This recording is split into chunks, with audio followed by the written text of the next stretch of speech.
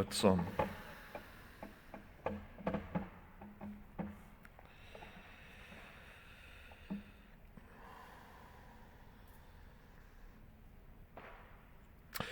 Heilige Vader, U wat in ontoeganklike lig woon, soos 1 Timoteus 6 dit stel.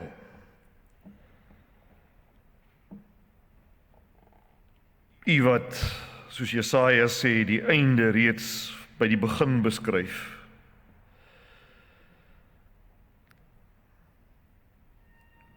En niks, nie eens die verraaiing, die verraad van Judas, was ooit buite U raadsplan nie. U is die Heilige, ons kom tot U, nie in ons eie geregtigheid nie, maar op grond van die volmaakte versoening van Jesus, die lam wat geslag is, van voor die grondlegging van die wêreld. Here, ons het U Gees nodig. Ons het U Gees nodig. Die Gees van wysheid, die Gees van openbaring en kennis van Christus. Ons het die Heilige Gees verskriklik nodig. Ons bid dat U ons verstand helder maak en ons gewete teer, sodat ons nie soos Judas naby U kan wees in liggaam, maar ver van U in hart nie. En nie net hoorders van die Bybel nie, maar ook doeners. Jakobus 1. Here, laat U woord soos 'n swaard deurdring tot in die verdeling van siel en gees en die beoordeling van die bedoelings van ons hart. O Here, U is die goeie herder van die skape. Versterk nou die prediker van die woord. Gee hom helderheid en ywer en heilige liefde. En laat hy nie met menslike wysheid op die kansel kom nie, maar in die betoning van gees en krag. Tot U, o drie enige God, kom die heerlikheid in die gemeente en in Christus Jesus van geslag tot in alle ewigheid. Amen. Vanmôre gaan ons praat oor Judas en ons gaan saam lees uit Matteus 26. Ons lees uit Matteus 26 by vers 14 en dan af tot by 25 en dan ook 47. So ons gaan Vrydag, as die Here wil, ook uit Matteus 26 lees, dan lees ons oor Petrus, en dan gaan ons Sondag, as die Here wil, omblaai na Johannes 20, en dan lees ons oor Thomas. So ons het drie figure uit die lydingsgeskiedenis van Christus. Daar's baie figure, maar ons neem hierdie drie, Judas, Petrus en Thomas, en ons bou daar rondom vir ons kort reeksie van 3 boodskapies. Ek vra dat die van u wat kan staan, kom ons staan op uit eerbied vir God se heilige woord wat ons nou gaan lees.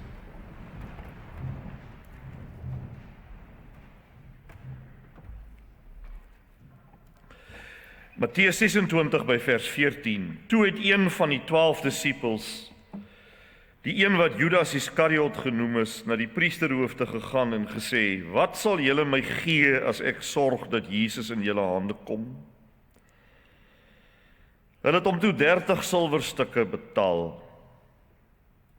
Van toe af was Judas op die uitkyk na 'n geskikte geleentheid om Jesus te verraai.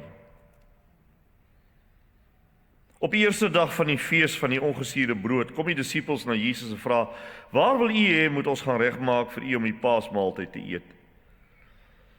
Jesus antwoord: "Gaan in die stad na so en so toe en sê vir hom: Ons leermeester sê, die tyd is naby.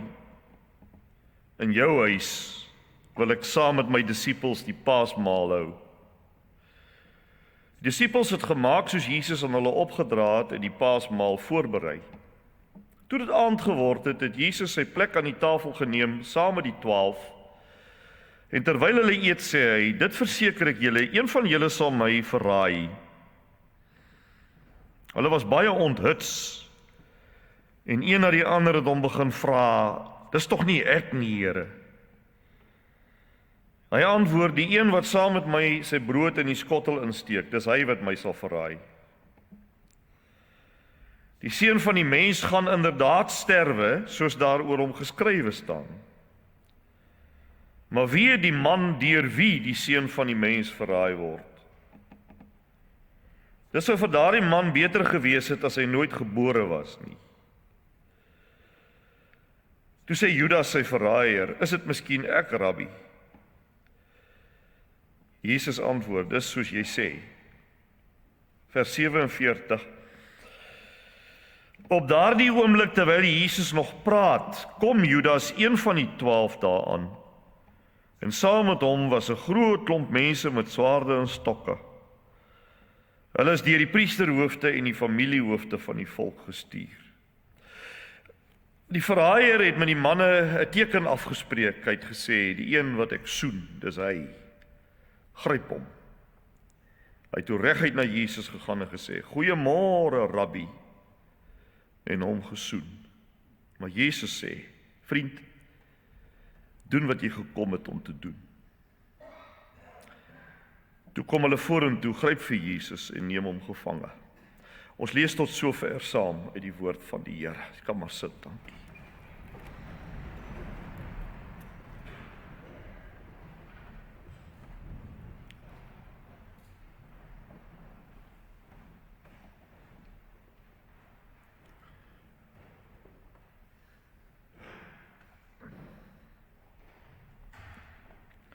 Een stryk waarna 'n mens baie maklik kan trap,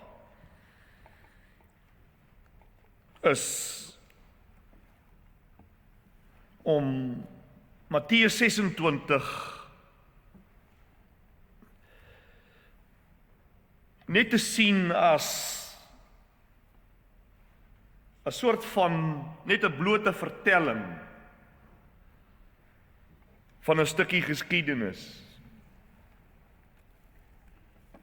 Ek dink Matteus 26 is baie meer as dit. Matteus 26, hier vind ons 'n stuk verrassende bekendmaking. Ons vind hier 'n openbaring van 'n klomp goed, maar onder andere ook van die feit dat al lyk en voel dinge hoe net die Here God in beheer is. Dis een van die goed wat ons hier vind. Dis nie maar net 'n stukkie geskiedkundige vertelling nie. Dis 'n openbaarmaking van 'n realiteit wat jy nie met jou oë kan sien nie. En dit is eintlik die verrassing van Jesus se hele lydensweg. Nie net die stukkie wat ons vanmôre gelees het nie. Is naamlik dat die hele situasie was al die tyd in sy hande en nie in die hande van daai mense nie. Hy was nooit 'n slagoffer nie. Sy lyding en sy dood uiteindelik het van begin tot einde volgens die skrifte in gehoorsaamheid aan die Vader se raadsplan verloop. So lees ons dit byvoorbeeld in Handelinge 2 vers 23, dan staan daar, hom het julle Jode deur die hande van goddelose mense gekruisig, volgens die vaste raad en voorkennis van God. Byvoorbeeld, en nou kan 'n mens 'n hele klomp voorbeelde noem, ek wil nie dit alles doen nie, maar net om vir u te sê, dat daar, net om 'n paar te noem, net 'n illustrasie van hierdie waarheid wat ek nou net gestel het, en dit is dat, om byvoorbeeld daarop te let en te sien, hoe God telke male bose mense gebruik om die waarheid oor Here Jesus uit te spreek, terwyl hulle eintlik bedoel om kwaad te spreek van hom. Hulle wil kwaad spreek, dan spreek hulle die waarheid. Dit wys vir ons ook oor hoe die bose mense die hele tyd in God se hand is en hoe hulle die hele tyd volgens sy bedoeling doen, volgens sy bedoeling praat. Dis te wonderlik vir woorde om dit te sien in hierdie lydingsverhaal van Christus. Ons sien byvoorbeeld hoe die spotters lag en spot oor wie Jesus is en wat Jesus is, maar alles wat hulle die hele tyd oor hom sê, is die reine waarheid. Byvoorbeeld Pilatus, in Johannes 19 vers 4 sê, hy is die regverdige, sê Pilatus, en Judas Iskariot. Judas Iskariot in Matteus 27:4 na die verraad sê hy is absoluut onskuldig. Sê Judas. Ja, ook Judas kan jy sien het onbedoeld, onwetende, het hy God se plan tot uitvoering gebring, soos wat die Heilige Gees sê in Spreuke 16 vers 4, daar staan daar, die Here het alles gemaak vir sy doel, ook die goddelose vir die dag van onheil, het God gemaak. Jesus weet dit die hele tyd, en tog kry hy nie vir Judas voorstok nie. Dis ook baie vreemd, né? Hy laat nie vir Judas verstaan dat Judas in beheer is. Hy laat nie vir Judas verstaan asof hy Jesus groter as Judas is nie. Hy laat die hele tyd vir Judas dink en voel asof Judas in beheer is. Ons lees byvoorbeeld in Matteus 26 een van die verse wat ons vanmôre gelees het. Daar staan daar, terwyl Jesus nog praat, kom Judas, een van die 12, daaraan en saam met hom 'n hele menigte met swaarde en stokke van die owerpriesters en die ouderlinge af. Met ander woorde, Jesus, daar staan, terwyl Jesus praat, kom Judas daaraan. Met ander woorde, dit is Jesus se spreuke wat vir Judas bring. Kan jy sien dit? Verstaan wat ek sê? Judas se praat laat vir Judas arriveer op die regte moment. En kyk die ironie. Judas was een van die 12. Daar staan dit. Hy was een van die 12. Die Heilige Gees wys vir ons met ander woorde daarmee hoe die verraaier nie 'n buitestander was nie.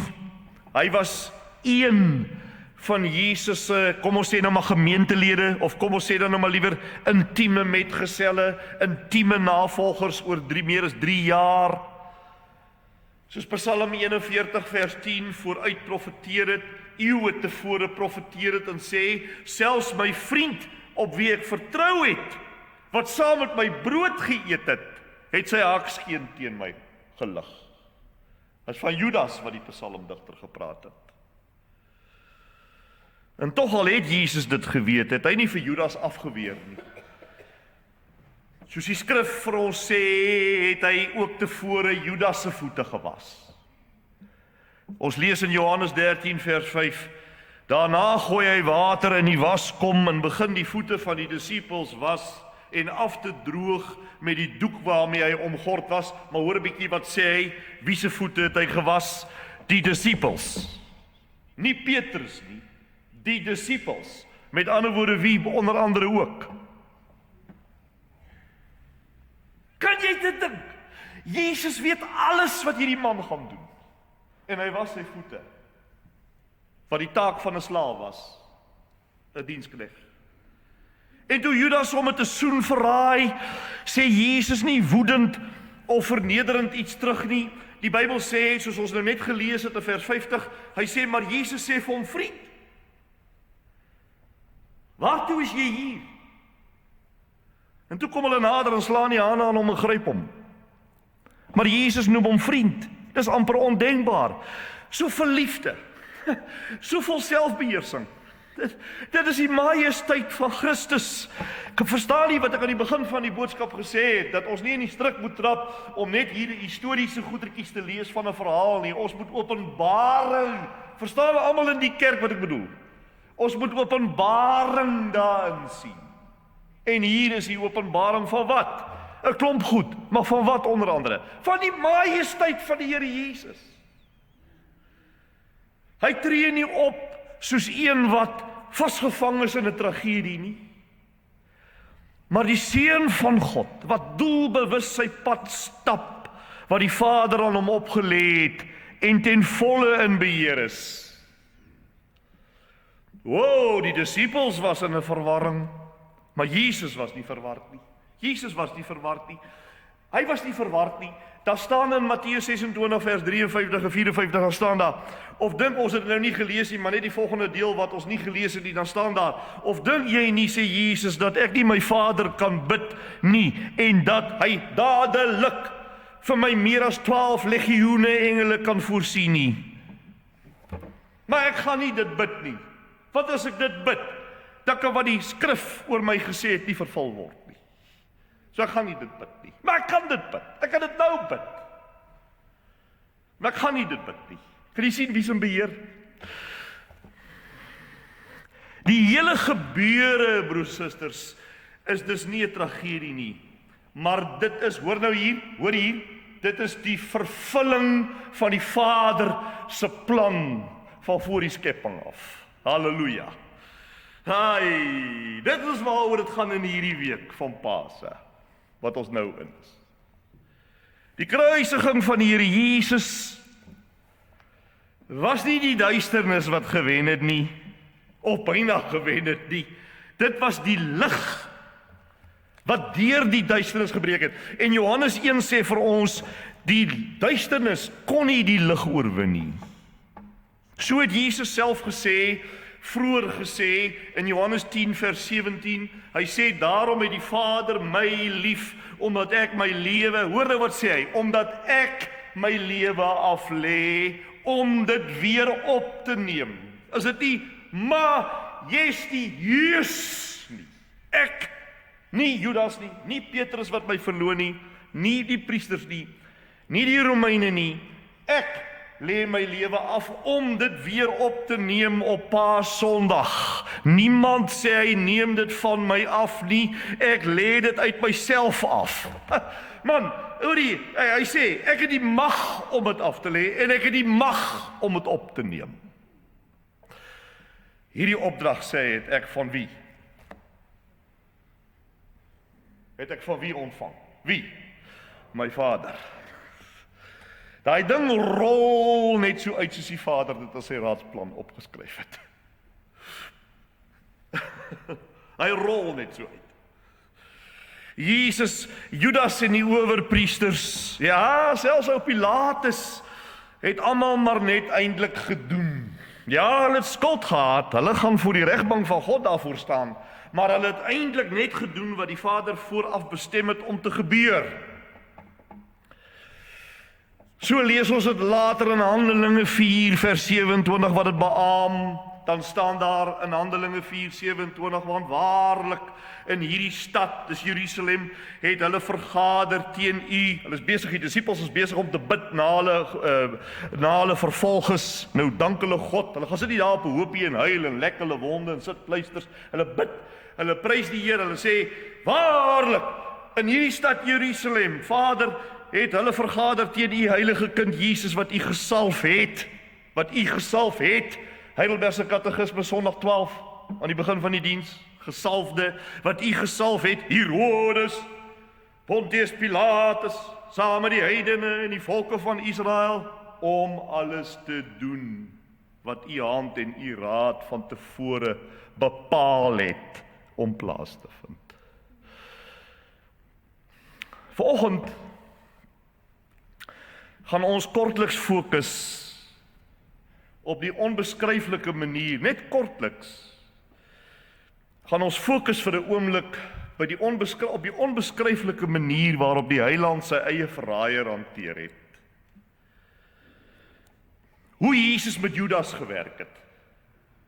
Ons gaan nie vanmôre fokus op hoe Judas vir Jesus hanteer het nie, maar hoe het Jesus vir Judas hanteer? Ons hoor baie keer boodskappe en ons ken dit van kleins af oor hoe het Judas vir Jesus hanteer. Maar vanmôre moet ons 'n bietjie net vir 'n oomblik kyk na die omgekeerde. hoe het Jesus hom hanteer? En daarin ontdek ons vanmôre die diepte en die rykdom van die hartklop van God. As ons uitloop uit die kerk uit vanmôre, ek weet daar's nog eers 'n vergadering en daar's teedrink en daar's alles. Maar as ons uitgaan uit hierdie diens uit vanmôre, dan moet ons sê, jy moet amper sê, ek weet nie eens wie die diens gehou het vandag nie, en ek gee ook nie eintlik om nie, maar wat ek weet vanmôre is, dat ek het iets van die Here gesien. Dat God was in hierdie diens. In die fokus. En jy sal agterkom as God in die fokus is, dan is daar lewe in 'n kerk. Want hy is die lewe. Voordat ons daarna kyk, wil ek vir u net so in aanhalingstekens of net in hakkies, wil ek net vir u eers 'n interessantheid meedeel, 'n bietjie interessante inligting oor Judas gee, net vir, soos ek sê, in hakkies. Het u geweet in die Nuwe Testament lees ons van 6 Judasse? Wie het dit geweet? Daar word in die Nuwe Testament gepraat van 6 Judasse. En as jy dit nie weet nie, dan gaan jou kop 'n bietjie vashak. Daar's heel eerstens, wie is die heel belangrikste Judas? Wie kan dit dink? Die heel belangrikste Judas in die Nuwe Testament is die fisiese broer van Jesus, van wie ons 'n brief in ons Nuwe Testament het. Die ander broer, daar was 3 broers, 4 broers, 3 of 4 broers. Hulle name word in die Bybel gegee, maar 2 van sy fisiese broers, in 'n sekere sin stiefbroers, want hulle is Josef en Maria se biologiese kinders gewees. Maar Jesus het vir Maria as moeder gehad. Maar die broers wat jonger as hy was onder andere Jakobus en Judas, en 2 van hulle se briewe is in die Nuwe Testament. Hy het aanvanklik nie in Jesus geglo nie. Hy het gesê, wat? Hierdie man, ons het saam met hom groot geword. Ons het saam met hom klei laat gegooi. Ons het saam met hom... hoe kan hy die Messias wees? Maar toe Jesus uit die dood opgestaan het hulle lewens totaal verander. Dis die eerste Judas. Die tweede Judas is Judas die Galileër, van wie ons lees in Handelinge 5 vers 37. Net die een plek. Die derde Judas is die Judas by wie Paulus tuis was na sy Damaskuspad ondervinding. Kan jy onthou, daar staan in Handelinge 9 vers 11, dit was 'n Judas gewees, wat vir hom gehelp het om tot bekering te kom. Dan, in die vierde plek, was daar Judas, wat saam met Silas die synode besluit te gaan oordra het. Handelinge 15:27. En dan was daar vyftens, die seun Judas, die seun van Jakobus, Johannes 14:22, wat deel was van 'n groter disipelkring. Hy was groter as die 12. En dan natuurlik in die 6de plek was daar Judas wat van die dorpie Kariot afgekom het. Die verraaier disipel Iskariot is nie sy van nie, dit beteken vanaf Kariot. Met ander woorde, afkomstig van die dorpie Kariot. Dis wat dit beteken, dis nie sy van nie. Dit sê net waar hy vandaan is. Waarskynlik het Jesus hierdie seun van Kariot gekies op grond van sy gawe en vermoë om met finansies te werk, want hy was ook die disipelkring se geldman. En van sy kant af was Judas heel waarskynlik gewillig om vir Jesus te volg, omdat hy die hoop in hom gehad het, dat Jesus 'n politieke uitkoms sal bring, dat hy die Jode sal bevry van die Romeinse oorheersing. Maar die afleiding wat ons tussen die lyne moet maak, in die Nuwe Testament is dat Judas gaandeweg al hoe meer teleurgesteld geraak het in Jesus. Hy het sy vertroue in hom verloor, want Jesus het nie ingepas by sy skema nie. Hy was onnugter met Jesus. Want onthou, hulle was vir 3,5 jaar, was daar die 12 saam met hom. Met ander woorde, Judas het vir 3,5 jaar saam met Jesus geloop, en in 3,5 jaar het sy hele idee oor Jesus 'n skok opgedoen. En hy het begin dink dat Jesus se sending het misluk. Want byvoorbeeld, waarom het Jesus nie vir Johannes die Doper gehelp nie? Waarom het Jesus toegelaat dat hy sy kop onskuldig afgekap is deur Herodes? Hoekom het Jesus nie gehelp nie? As hy dan nou die Messias is. Waarom trek Jesus terug wanneer daar geleenthede vir hom is om publieke aansien te kry? Waarom doen hy niks wanneer mense tekens en wonders vra nie? Waarom raai hy mense af om hom te volg? Waarom wil hy soos 'n koringkorrel in die grond val en sterf?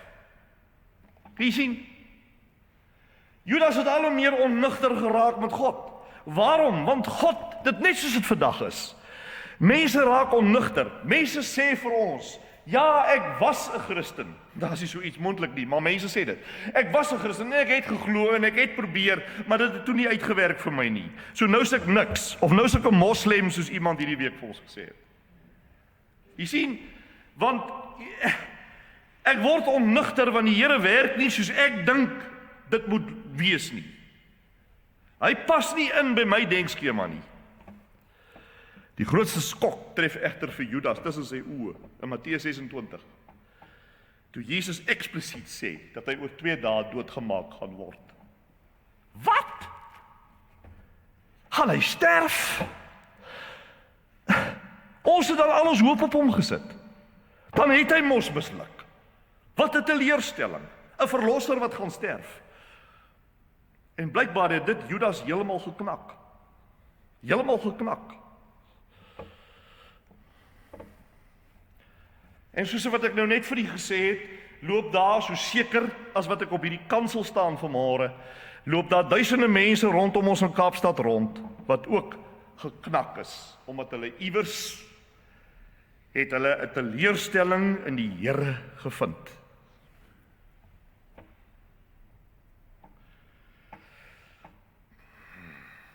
En verder mag ons nie vergeet van die geldsug wat vir Judas gedryf het nie. En dit het hom heeltemal geestelik onbetroubaar gemaak om mee te begin. Want geldsug en gierigheid maak 'n mens altyd geestelik onbetroubaar. Altyd. Dis 'n goue reël. Hoe meer 'n mens wil weggee, hoe meer jy kan weggee, hoe meer jy kan totaal los staan van die wêreld en van geld en van besittings, hoe meer geestelik betroubaar word jy, 'n man en 'n vrou van integriteit. Maar Judas het nie. Judas wou net vir homself hê. En dit was daardie geldsug wat vir Judas laat gaan het na daai owerpriesters toe, om te sê, soos wat ons gelees het vanmôre, om te sê, wat gee julle my in terme van rand en sent? Wat bied julle my? En volgens Lukas 22:3 het Satan op daardie oomblik in hom ingevaar.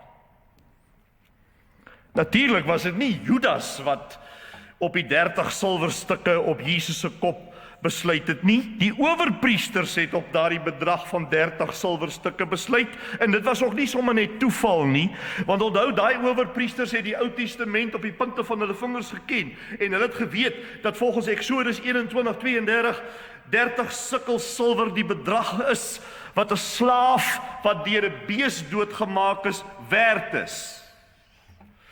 En Sagaria 11 vers 12 sê dat dit die bedrag loon is wat die volk Israel gedink het God as hulle herder vir hulle werd is.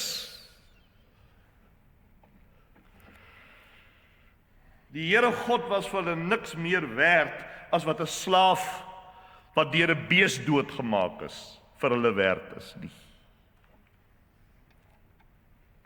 Dit is waarom 30 silwerstukke vir die owerpriesters, jy sien hulle het dit uit die Bybel uitgehaal. Hulle het die Bybel wat hulle ken. Hulle gehaal hom daar uit. Hulle sê, nee, dis 'n gepaste prys vir Jesus. Want hy is absoluut niks werd nie, man. Niks. Niks werd nie. Hy is soos 'n slaaf wat deur 'n bees doodgemaak is. En nou soek Judas net vir daai geskikte oomblik om vir Jesus uit te lewer. Onverwags. Onverwags. Wanneer die ander disippels hulle nie sal verdedig, nie vir Jesus sal verdedig en dalk 'n oproer in die stad kom nie. Nee, dit moet nie, dit moet nie wees nie. Nee. Maar hulle moet onverwags moet hy toeslaan. Hy was nie van plan egter om dit die aand van die Pasgamaal te doen nie. Die rede waarom hy dit wel toegedoen het, was omdat Jesus op 'n liefdevolle manier die net om hom toegetrek het, om hom te forceer om dit te doen. Want hou in gedagte, op God se kalender moes Jesus presies tydens die Pasgafees, toe die paaslammers geslag was, sterwe, want hy is die paaslam. Na wie al die dierelammers deur al die eeue wat op die Pasgafees geslag is, al die eeue heen gewys het.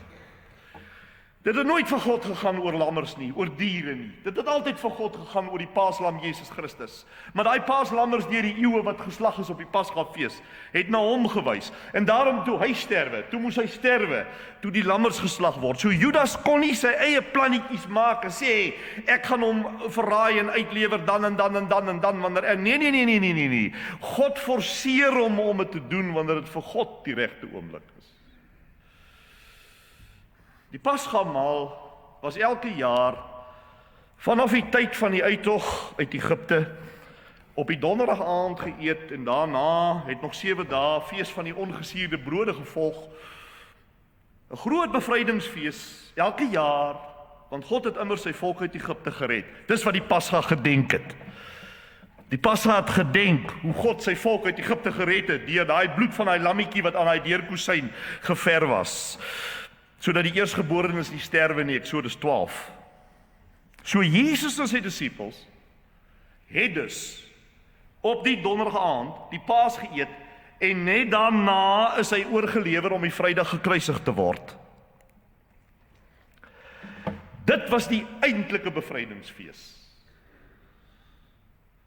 Die bevryding uit Egipte. Nee, die bevryding uit Egipte.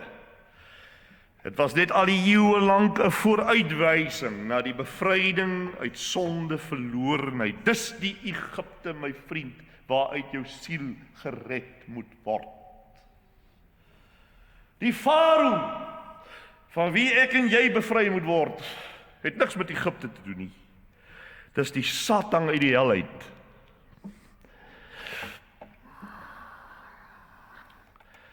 Maar daardie bevryding uit Egipte en die eeuwelange fees van die bloed, dit was 'n vooruitwysing dat daar iemand gaan kom, wat dit gaan kom vervul.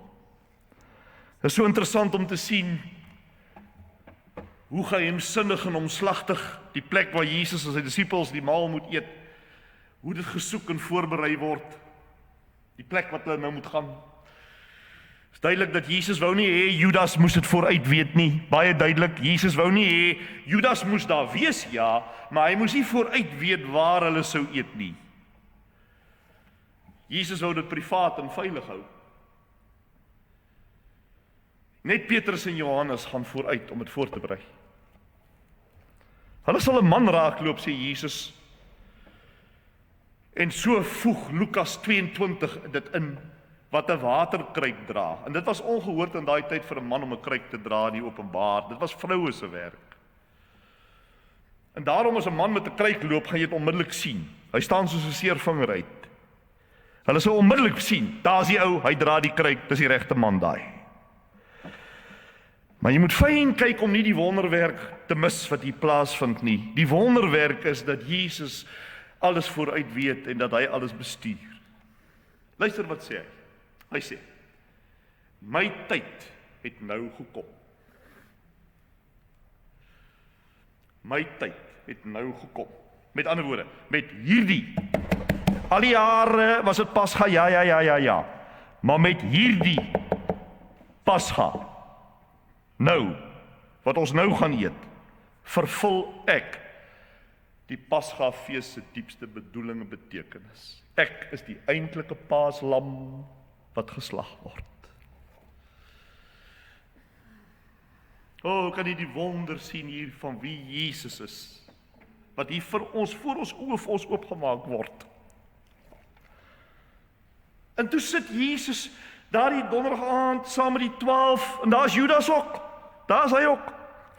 Hy sit daar saam met die 12 aan tafel en eet die Pasga, wat bestaan het uit die eet van geroosterde paaslam, ongesuurde brood tesame met bitterkrye en 'n vrugtemoes, as ook die drink van rooi wyn en soutwater. Dit was alles simboliese herinneringe aan die verlossing van die volk uit Egipte. So hulle het dit gedoen, elke jaar.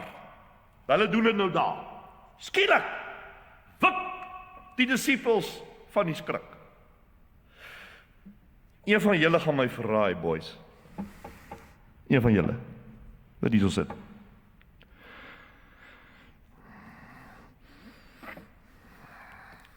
Want jy sien, Jesus begin nou vir Judas in 'n rigting stuur. Want God se program moet volgens skedule verloop, hè? Mag jy afwyk nie. Maar kyk hoe hanteer hy vir Judas. Dis die fokus van vanmôre se boodskap. Hy hanteer vir Judas so goddelik. Mense wil amper koue rillings kry wanneer jy raak sien hoe hy vir Judas hanteer. Hoe boos Judas se hart was en dat Satan in hom ingevaar het Jesus tog geweet. En hy begin die wêreld vir Judas warm maak, maar nie op 'n aggressiewe manier nie, maar op so 'n manier dat Judas die heeltyd nog die kans het om tot inkeer te kom. Hy sê, een van julle gaan my verraai, ouens. Dit kon enige een gewees het. Hy kom nie direk op Judas af nie. En die wonderlikste van alles is dat al die disippels stom van verbasing was dat een van hulle Jesus sou verraai. Met ander woorde, vir al die jare, nou praat ons van 3,5 jaar, vir al die jare het Jesus nooit vir Judas aan hulle blootgestel vir wie hy regtig is nie. Hy het al die tyd geweet wie hy is en wat hy is. En dat hy vals was. Maar hy het nooit vir Judas sleg gemaak voor die ander 11 nie. Hy het hom altyd beskerm teen die ander. Hy het sy boosheid vir hulle toegehou. Hy het sy bose plan vir hulle weggesteek. Soveel so, dat die een van hulle die vaagste idee gehad het, wie die verraaier sou wees nie. Selfs toe Jesus vir hulle sê wie dit is, sê Jesus dit op so 'n manier, dat niemand nog steeds weet nie. Net Judas weet. Die Heiland sê, dis die een wat sy brood saam met my in die skottel steek. Maar almal se brood was in die skottel. Almal se hande was saam in die skottel, want almal het hulle brood in die vrugtemoes gedoop. So wie is dit? Jesus wil hê net Judas se gewete moet aangespreek word. Hy wil nie hom sleg maak voor die ander 11 nie. En selfs toe Judas sê, is dit dalk ek, Rabbi? Antwoord Jesus, jy sê dit. Jy sê dit. Hy sê nie vir hom, ja, dis jy nie.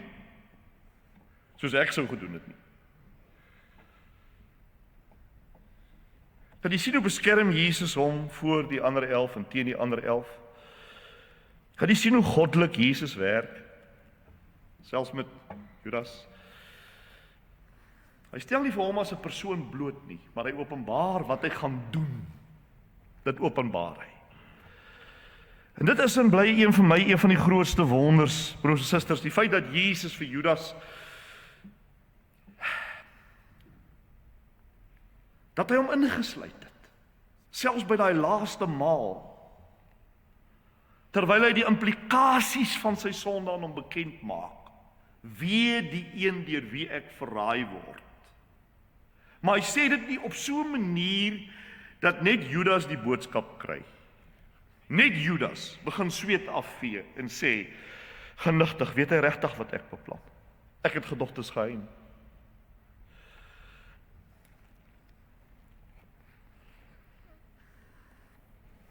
Kan jy sien wat ek gesê het? Dat ons hier met die Seun van God in sy majesteit te doen het. Wat weet dat Judas sy moord beplan en hom nog steeds nie tromp op wegstoot nie. Hy behou hom so lank as moontlik. Hy bevoorreg hom tot die einde toe. Hy het ook sy voete gewas. is asof die liefde van God met 'n mens, dit is asof jy kan nie jou kop om dit kry nie. Jy kan nie jou kop om hierdie ding kry nie. Jy kan nie jou verstand om dit kry, wanneer jy begin dink en gaan sit en nadink om te dink, hoe ver gaan God se liefde regtig met my? Jy kan dit nie dink nie. Dit is moenie eens probeer nie. Ek kan dit nie dink nie.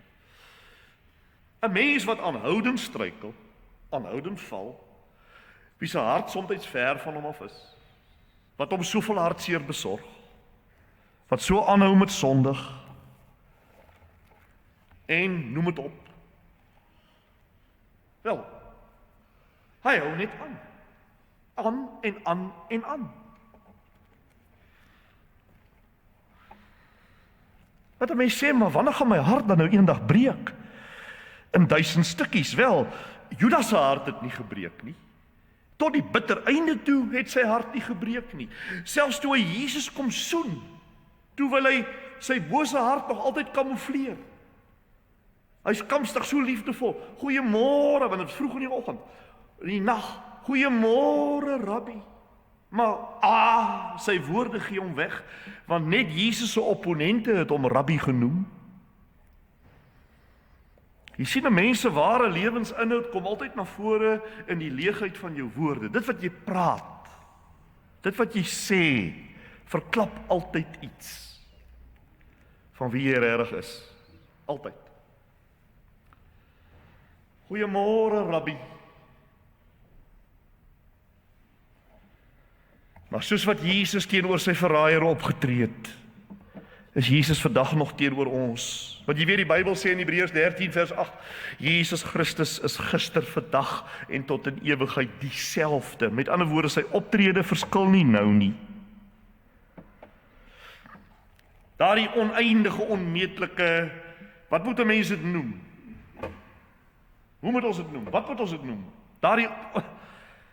Daardie volhardende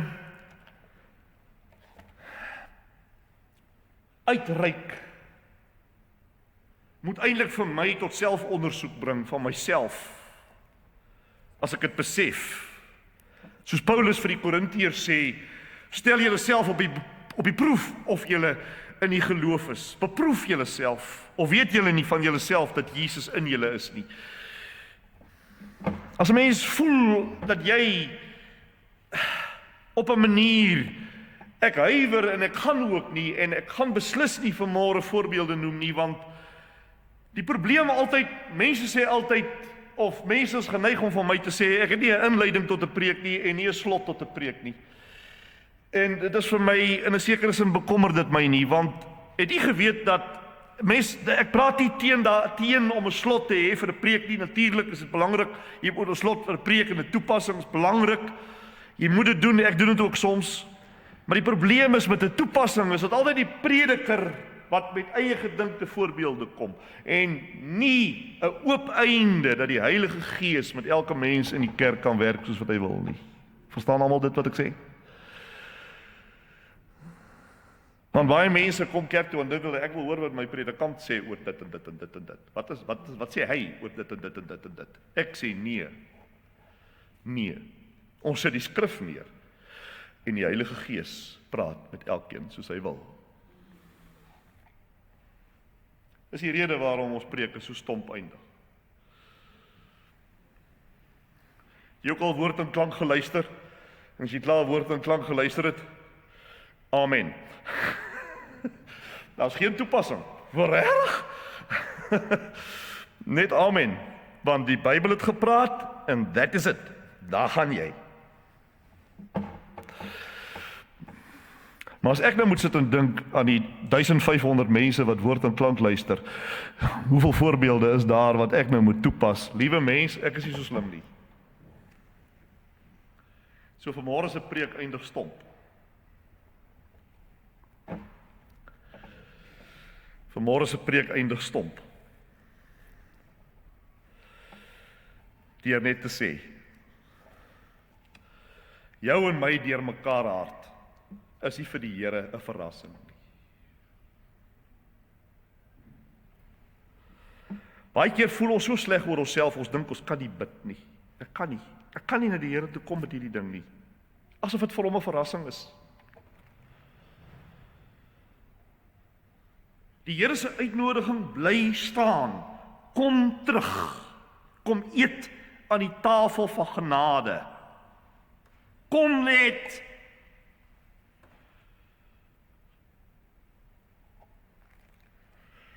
Soos wat die Heilige Gees beloof in Jesaja 55:7 en hy sê, hy sal hom oor jou ontferm, want hy vergewe oorvloedig. Hy vergewe nie sommer net nie. Hy vergewe oorvloedig. En mens sien dit geïllustreer en ons gaan dit Vrydag sien by Petrus. Daar sien ons dit. Is dit nie?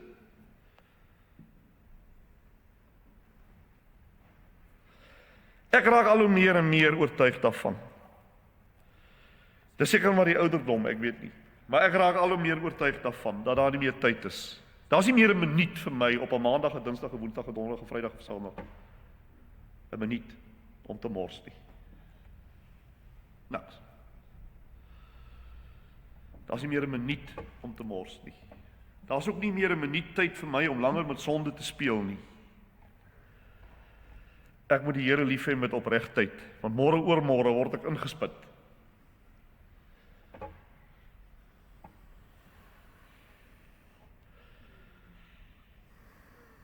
Dis sommer gou, dan is ons begrafnis. Toe ek nou lees van, sê ek met respek, van die 2 sterftes by Melkbosse skool, 'n jong kind en die hoof, in 1 week, paar dae, met al respek, jammer om die voorbeeld te gebruik.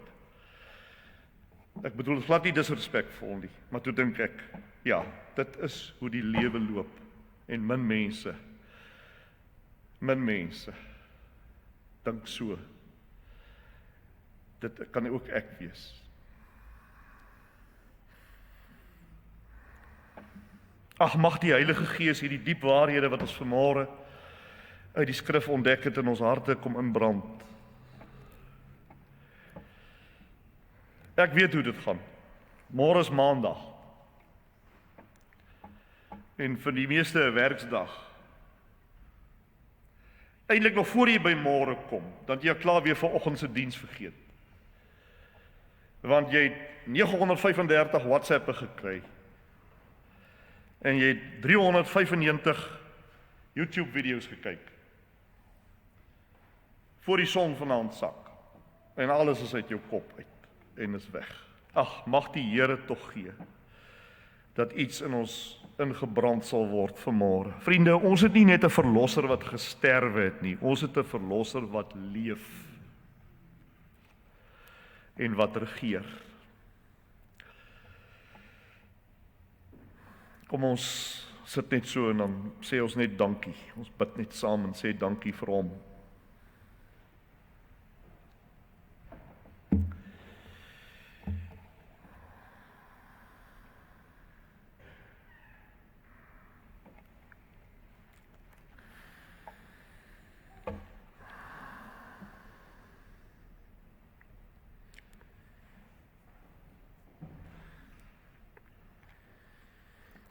Ag Here, wie is ons dat U sou neerdaal om met stof te handel, sê die Bybel. En tog, in die groot liefde het U U seun gegee, sodat die skrifte vervul mag word. Ons dank U, o Vader, dat U die beker van U toorn aan Christus gegee het om te drink in ons plek. Ons dank U, Here Jesus, dat U, al is U die getroue en die waaragtige, dat U tog die pad van die verraaier, die pad wat Judas wou loop, terwille van ons saligheid, nie gestop het nie. Maar U het ook nie U hart vir hom toegesluit nie. Want U genade is groter as die sonde, sê Romeine 5. Dankie dat U nie 'n God is wat plesier het in die ondergang van die goddelose nie, maar wat U roep, keer terug en leef, keer terug en leef. Ons bely ons swakheid, Here, vanmôre. Ons bely ons vrees. Ons geneigtheid tot geestelike slaap. Ons bely ons eie verraad teen U deur ongeloof. Ons eie verloning en kompromie. Maar ons roem nie in onsself nie. Ons roem in die kruis van ons Here Jesus. O Heilige Gees, soos ons nou gesê het, brand tog die saad van die woord diep in ons harte in. Vervul ons met dankbaarheid en verwondering. Laat ons hierdie erediens verlaat, nie as mense wat vergeetachtig is nie, maar dienaars van God wat getrou wil wees in die lig van die Bybel. Aan U die lof en die eer met ons. In Jesus. Amen.